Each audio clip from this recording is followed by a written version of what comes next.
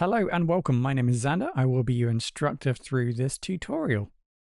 Now, this tutorial is actually part of a whole course which you can access the first stages for free here on YouTube. Now, in this tutorial, I might mention resources and other tutorials. Do check out the link in the video description, which will take you to the playlist, and also there will be a link to the resources so that you can access and follow along here on YouTube. Now, if you like this course, you found it useful, and you want to take that next step, you can find this course over at Udemy. All the links to the resources can be found in the video description. Now, don't forget, also subscribe to the channel for weekly promotions, discounts, and free course giveaways. So in the previous tutorial, we learned how to connect to our database through pgAdmin. So let's now utilize the create table statements that we created previously and see if we can start to create and administrate database tables with pgAdmin. To start pgAdmin, remember we are working from a Docker Compose file. So we're going to create a Docker container. So make sure that you run Docker Compose up. That should bring up the containers. Next, remember Docker Compose runs on port 5050. So we need localhost 5050. That brings up pgAdmin. Now I'm already logged in, so let's just log out to simulate that. You're probably already logged in, but to log in, we're going to use the details as we specified in the Docker Compose file. So that was a.com and then password as the password. And then we connected to our server previously. So you can see when we log in again, we're asked for the password of our Postgres user to log back into our database. Right, so we have our database already created. We can right click and create a database if we wanted to, but we don't need to at this point. So we already have our database ready. So let's connect to it. So we've now connected to it, and we can then go ahead and right click and access the query tool. Right, so let's see if we can recreate the tables now in the inventory database. If you remember, we created a complete database in a previous tutorial. So this should be all the code. So let's go ahead and create. We're going to copy this code to create the tables. Now, this might not be in the correct order. I haven't tested this yet. So I'm going to paste that in here to the query window here. And then once the code is in, you're going to press execute script to execute. And you can see here that it looks like we do have some sort of error. Syntax near line 58, we're referring to user. It should, of course, be users. So line 58 is really handy. Users. Okay, so let's see if we can search for user. Okay, it looks like there. So we can see anywhere else. Okay, I think we're good there. So I'm going to copy that again. Let's go back. I'm going to override that. So I just highlighted it all and pasted that back in, a fresh copy. Press execute code. It looks like we've got a syntax error because I've accidentally copied everything in. So that's pretty useless. Okay, so just make sure you start from create table only. It's hard to zoom in here. I do apologize. I can't really show too much more. So execute that script. This time there is an error at the end of here. So description, text. So at this point, we've kind of stumbled upon another recommendation I make when building databases, probably more specifically in an educational context. If you're building towards an assignment, just build one table at a time. Concentrate on one table if you can.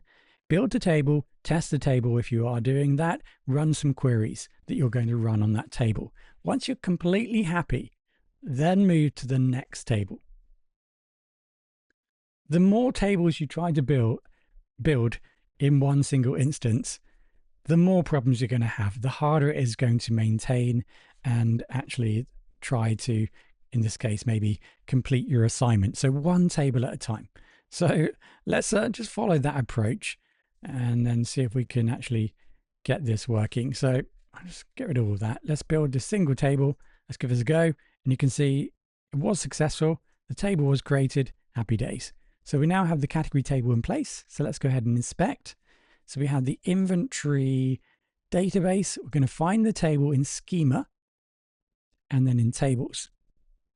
Okay, so inside of tables here, you can see that we have a number of different options, triggers we haven't discussed yet, rules, indexes, we should have some indexes potentially, and columns. Okay, so we can now see the columns. They correlate to our SQL code, and we can right click here and query, or we can select individual fields, right click and properties. That gives us information about the particular fields. There's not really too much there for us to look at. But what you can see, if I right click on column, I can actually create columns here if I wanted to. And I generally find that pgAdmin isn't clunky. It provides some tools, but it's a hell of a lot easier just to type in the SQL code, I find, than it is to try and use the interface to actually build the table in many cases. And of course, we have already worked through all the commands you need to do that. So you have a good reference guide if you do want to make any changes.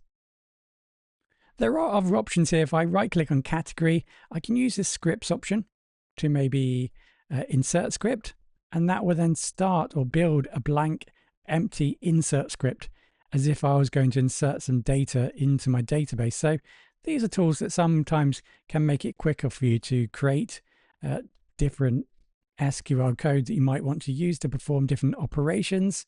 What I can also do, if I select right click on the table, view edit data, I can view all the data. So at the moment, obviously I don't actually have any data here, but you can see all the different fields, the field types, and we can see the primary key. It looks like we've got some sort of course, foreign key here. Something else fairly interesting is that this does have an ERD tool. I won't take you through it here, but you can add new tables and build an ERD, or alternatively, notice that we have this tab system. When we open up something, we need to close it. Alternatively, if I go over to, say, the public schema here, and then select right click, select ERD for schema, it would generate an ERD for the tables we have in this public schema. So this obviously is the category table that we can see here. But as we add more tables, this will grow, and this can give us a visual overview of our tables in our database. But saying that, let's finalize now all of our tables. So let's go back into, right click tables, query tool. Let's go back into our query tool. I have closed the previous query tool tab. So let's see if we can add the other tables. So we have added the category table. So let's go for promotion events. See if this one works okay. So no problem there. So we now have two tables. Notice that you'll probably need to refresh every time. It gets a little bit annoying, to be honest. It doesn't refresh automatically. So we have now two tables. And let's now go for the product table.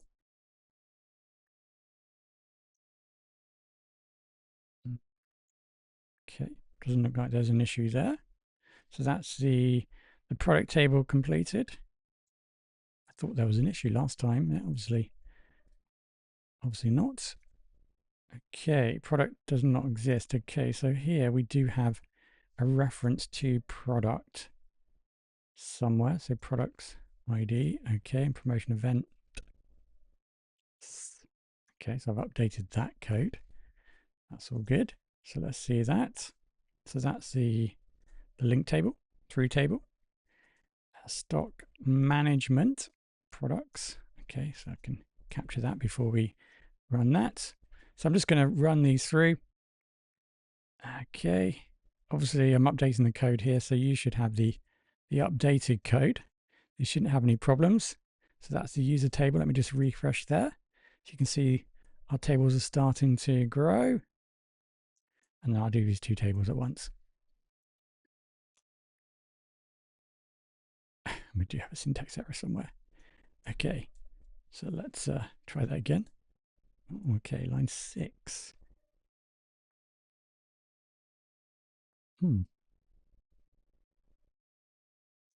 So it looks like here we've added the semicolon at the end here It's not expecting that. So I've removed that and we should be good there. So let me just update that. Need to be careful of that. And then finally, the order products. Right, so that's all the tables now inserted. I'll just go ahead and refresh. Let's take a look at the ERD. So right click ERD for schema. And you can now see the connections and our schema and how all the tables connect. Although we obviously have created our own schema. And this allows you to alternatively view the connections or relationships between the tables. Now, this is really interesting if you were to start with this, because you can show in more details if you need to, or less. Some ERDs have less information, some have more. So what you can do here is actually generate the SQL code. So if you were to use this tool initially, you can see this option here will generate the SQL code for the database. So that is an alternative way of creating a database, of course, by defining it first here in this tool and just then allowing pgAdmin to generate the SQL code corresponding to your tables. Right, so as we work through the course, we will continue to revisit pgAdmin. What we've seen so far is that we can use pgAdmin to connect and administrate our database, and this is really beneficial if you do have multiple databases. You can access multiple databases from one central software. So far, we have added tables using pgAdmin, and like I said, as we work through the course, we will continue to explore some of the other features it provides.